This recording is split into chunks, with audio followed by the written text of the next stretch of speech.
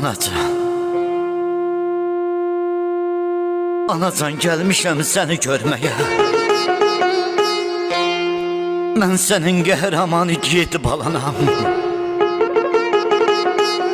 Bu qədər ağlama, ağlama yetər. Cənnətdə yaşayan şəhid balanam. Necə ağlamayım oğul, ay oğul. Sənin yoxluğuna dözə bilmirəm. Bu ağır dərdimi kiçik ürəkdə istəsəm də belə çözə bilmirəm. Atama da söylə oğlun gəlmişdi.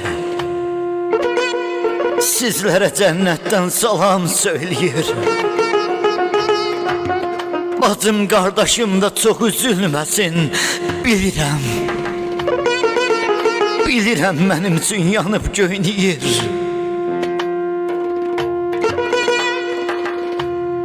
Zalım fələk yansın mən yanan kimi.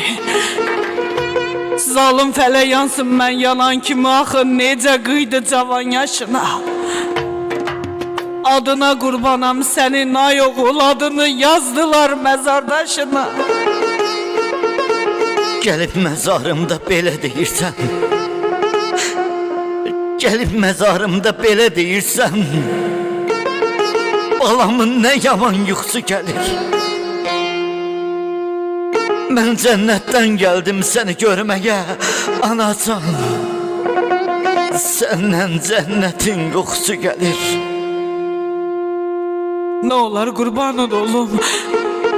Nə olar qurbanın olum ay oğul. Gəl məni qoyma sən həsrət içində. Sən mənim evimin çırağı idin bala. Sənsiz qalmışam mən zülmət içində.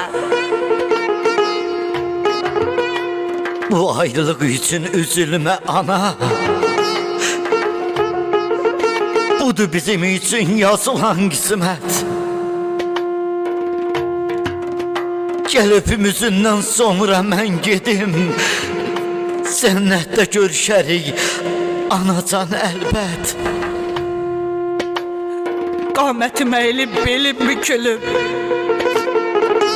Qamətim əyilib, belim bükülüb. Həsrətdən ağarıb mənim tellərim. O görüş nə zaman qismət olacaq?